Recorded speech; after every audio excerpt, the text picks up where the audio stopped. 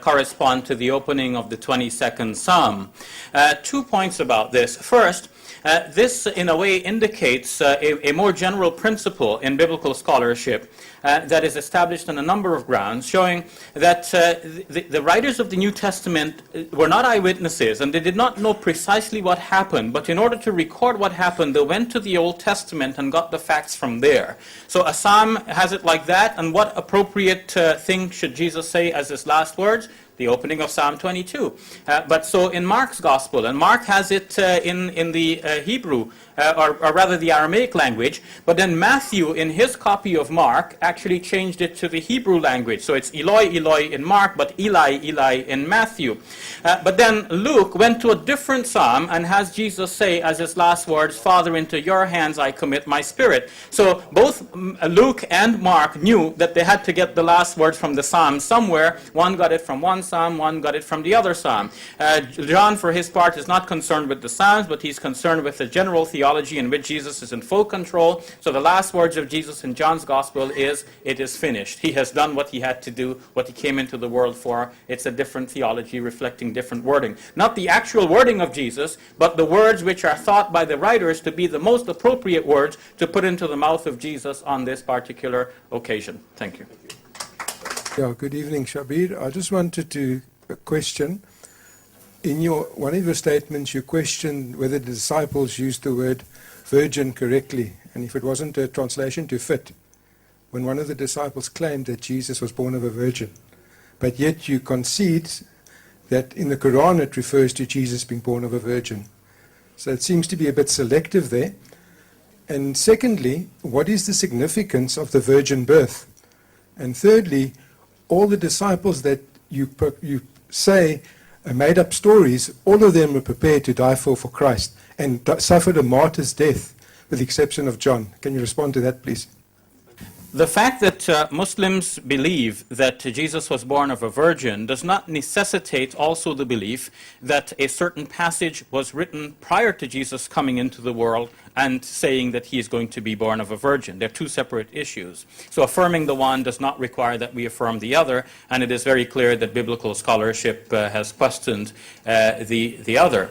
They also question, some scholars do question the virgin birth, but Muslims do not have on that account any need to give up their belief in the virgin birth. Even though the Quran does not specifically say that Jesus was born of a virgin, the Quran simply seems to go along with the story as presented in the Gospel according to Luke on this particular score.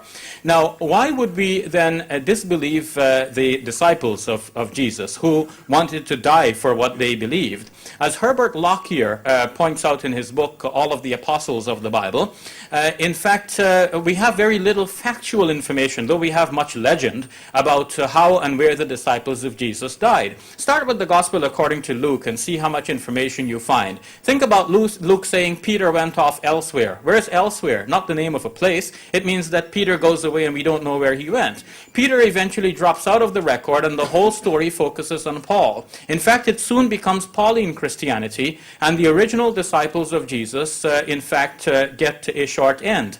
Some writings purport to be from the disciples of Jesus, but remember the principle of pseudonymity that I spoke about earlier.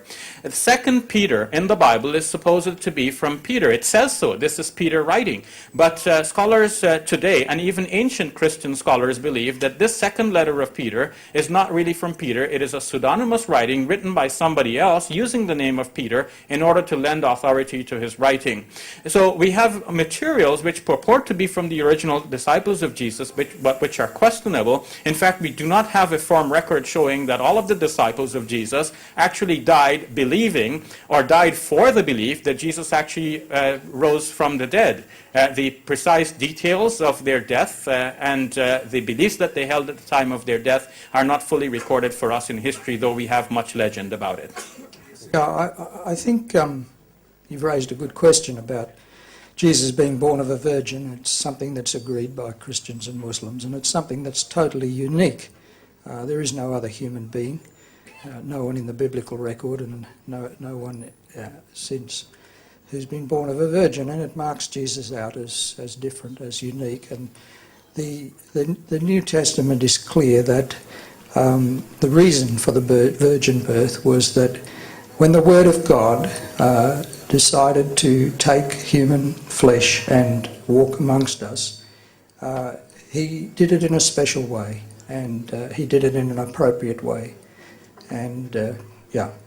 To follow up quickly on the significance of the virgin birth, in the Islamic faith, it is generally understood that God can create in a wide variety of ways. He creates most of us in the normal way from two parents, but he created Adam from no parent and Eve from one person, and Jesus from also one person. In the case of Eve, from a man, and in the case of Jesus, from a woman.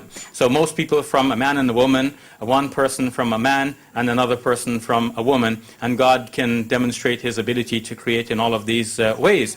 Notice, however, that the idea of the virgin birth being tagged on to the theology of Jesus being somehow divine is a later sort of concept, because the Christian belief that Jesus is God does not mean that he became God through the virgin birth. It means that he was God from all of eternity. In that case, if God is going to come down into the world, he doesn't have to come through the womb of a mother. He could actually descend from the skies, or by whatever means. He can pop out from the middle of the earth. He can do a number of things. But why particularly the virgin birth? There's no particular connection here, except to show that God is powerful and he can create in a wide variety of ways. We could have the next question by this brother here. Assalamu alaikum wa rahmatullahi wa barakatuh. I've got a question for Mr. Secombe. With regard to the Trinity, in my short, not study, but I've came across that the Trinity has been sort of removed from various versions of the Bible. I also noticed that Jesus never preached any of the sort, incarnation of God. He did, however, claim his people to follow the law that was revealed to Moses and to keep the commandments in order to get into Jannah. Could you just maybe give reasons if the Trinity is a sort of a reality? Is it a true concept, or is it a fabrication? That's all. Shukran. That's related to the resurrection, because it was after the resurrection that Jesus appeared on the mountain in Galilee. It must have been not the first or the second or the third time. It was some time after that, but during that 40-day period. And Matthew tells us that they worshipped him. That is a hugely significant statement for a Jew to make. Because he doesn't believe that there's more than one God. He knows there is only one God, and if he's worshipping this person, then obviously he believes that in some way God has manifested himself in that person. Jesus then tells his disciples to go into the world and to preach and to baptize people into the name. Into the name, you know, was a Jewish synonym for God. Into the name of the Father, the Son, and the Holy Spirit. The Spirit of God is the Spirit of God, and we believe that the Spirit of God is God. But if I can put it like this, well, to answer your question, frankly, I think the idea that God has revealed himself to us as complex, if I can put it like that, as God, and his word, not just a word, not just one or two words that he speaks, but his whole expression of his will and himself, God projecting himself to himself, God in relationship to himself. It's in that area where we struggle to understand what the Bible is saying. The Trinity is one of the most complex concepts of Christianity, and I commend David for his courage in taking on the question, because obviously it needs a 2-hour lecture to expound all of the points. But there are some very important complications. With regards to the crucifixion, if one says that Jesus was God and he died on the cross, well then, while he remained dead for about 2 days or so, who was running the world? So there are difficulties. And if you say that there is a Trinity, 3 persons and 1 God, each of the persons is equally God, doesn't that make 3 gods?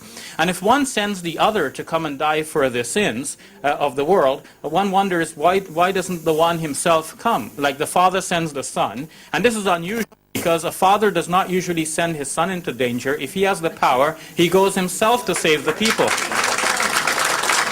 So I'll stop there because I don't want to excite you. I just want to put before you that there are complications, and I commend David for taking on the question because really, to be fair to him, he really should be given sufficient time to elaborate on the complex Christian doctrine of the Trinity. Thank you. Well, I'll agree to that. It certainly is complex, but simply to say that Christian experience from the beginning has been that I can talk of my own experience. One seeks for God, one doesn't find him, one runs away from Jesus, one finally comes to terms with Jesus and finds to one's surprise that in coming to know Jesus we've come to know God. And there's not three gods, and God, in the Word of God becoming a man doesn't mean that the Word of God somehow is no longer in heaven running the universe, and I know that that's logically hugely difficult, and Christians feel the issue as strongly as anybody does, but that is the shape of New Testament faith, and we can't run away from it. Thank you. Okay, we'll have the last two questions, and I want specifically Christian. I see some familiar face. Good evening. My question is to Shabir. Shabir, in all of his presentation, makes it out to seem as if it's hearsay and gossip and stories that people had at the time, and it developed that Jesus actually died and was crucified and he rose again from the dead. But we have on the day of Pentecost, that was 10 days after the ascension, Peter is preaching to a crowd that was there in Jerusalem. And he says in Acts chapter 2 verse 23, though he was delivered up according to God's determined plan and foreknowledge, you used lawless people to nail him to the cross and kill him.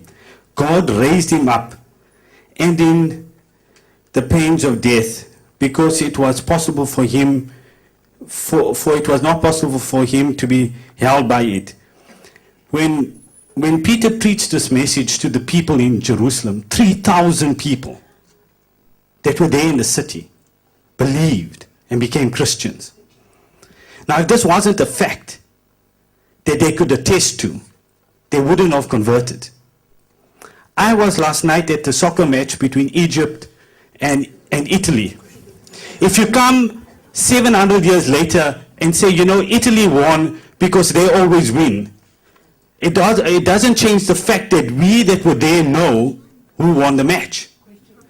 So the question, the issue is that your presentation or your conjecture that this is hearsay and gossip is refuted by the fact that people that lived at the time witnessed the fact that he was crucified and he was raised from the dead. And you can't get away from that. Thank you for that. Thank you.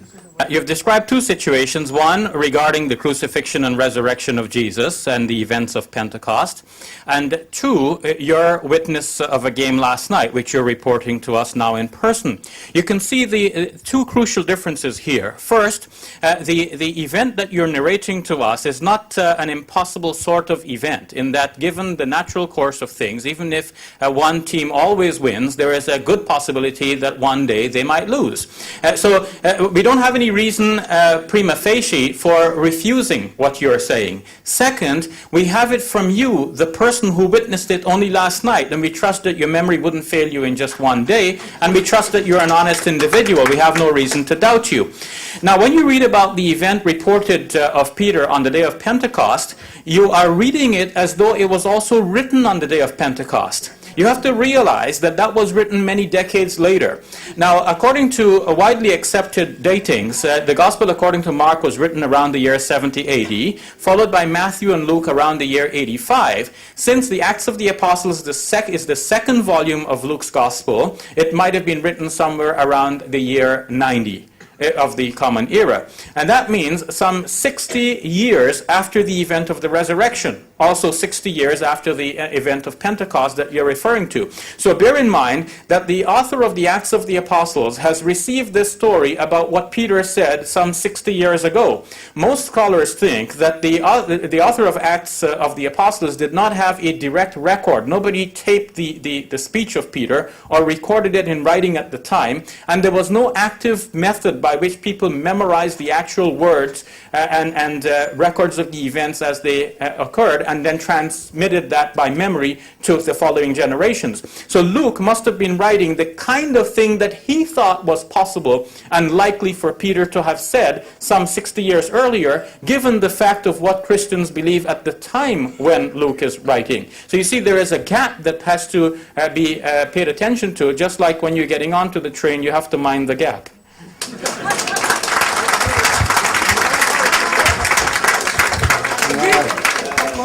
Well, Shabir is right. There is a gap. I don't think it's as big as he says, but even if it is, Luke and Acts, that's my specialisation. And if you just want another scholar for your, I think that that Acts was written in about 62 and a lot closer to the events. But whichever way we go, it was written while there were still living people with memory of the original events. And I don't think they could get away with wholesale fabrication. I don't want to dispute with David. I think we are proceeding in a cordial fashion, and we will continue so to the end, God willing. As for the dating of Luke's writing, the most commonly accepted dating is about 90 CE. But of course, one can have a different opinion about that. I trust that if you check a wide variety of modern scholarly writings on Luke's Gospel and the Acts of the Apostles, you will find that my dating is not out of whack. The idea that Luke is writing at the time when people were present who had witnessed the events is also quite questionable. It seems that Luke is indeed writing, as he said in the beginning of his Gospel, he's writing based on the testimony not only of eyewitnesses but also of ministers of the word, which means people who are preaching. So we have a period of oral preaching. Luke hears this kind of oral preaching by people who are not necessarily eyewitnesses, and he records this sort of preaching. This will be the last question. Assalamu alaikum wa barakatuh. Brother David, there's something that is not clear to me. The thing is this: we as Christians and Muslims, we all believe that men are ordained to live once, and after that to die once, and after resurrection. Now, what is not clear to me is what happened when Mary Magdalene came to the tomb and she found that Jesus was disguised. Now, what was the reason for the disguise? I'd like to know that. Thank you. I think I've answered that as best as I can. Earlier on, where I said that I think it was a moment of revelation. She was weeping. She thought he was dead. She wasn't expecting anything. And he came to her, and I think he revealed himself to her in the way that he chose. I don't think it was just a natural happening. Thank you. And I see people are leaving. After this response here, I know the speakers have basically extended the limitations that I've given them of 2 minutes and 1 minute. So what I'm doing is that I'm penalizing them. They'll have to sum up in 3 minutes each. After this will be the last response. Of course, if I overstep my time now, there's no way he can penalize me, true? But I'll stay within the time, in fairness to all of you and to the whole organizing of this event. Finally, in closing, I'd like to say what a delight it has been for me to be here in Cape Town, to be here in this beautiful country. I believe that this country has a lot of history and culture, and the world needs to observe what happens in South Africa in order to learn the lessons of this history and to benefit from the rich culture that is here. I was born in Guyana in South America, and when I say Guyana, many people hear Ghana, so I'm half African. Well, okay, I'll include that in my 3 minutes anyway, because, I mean, we have spoken about the issues. It's not a time to be contentious. I think it would be good to close on a positive note. I wanted to just let you know that my Guyana is, in fact, very similar in many of its landscape and features, as I notice here. So being here reminds me of the place where I was born, and I'm so delighted to be here. I'm also delighted to be engaging in this conversation with David, because I have seen that David is a true academic scholar. He knows his Bible very well. He's also an honest man. He has on occasion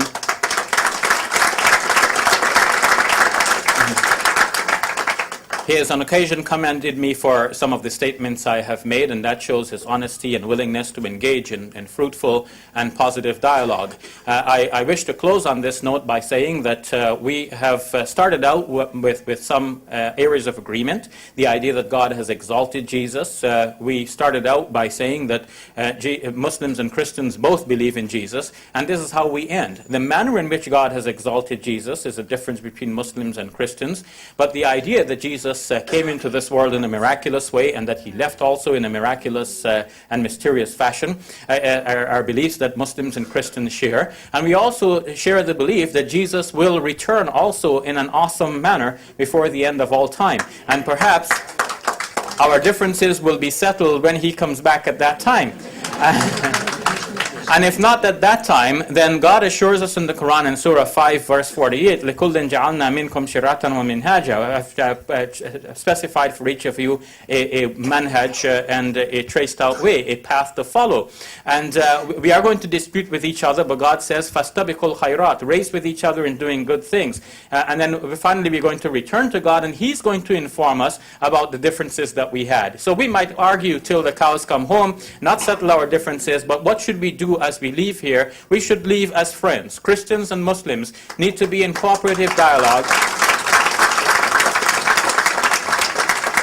and need to work together for the common good. There are many evils which face society in general and which can be combated more effectively if Muslims and Christians and people of all faith work together to combat them. Thank you very much. God bless all of you.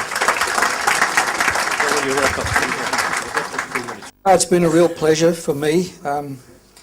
Shabir is a bit of a professional in relation to these things, and for me this is a first. But he's been very gracious, and it's been great fun. And I want to thank you for... I have to say that he seems to know his Bible better than I do.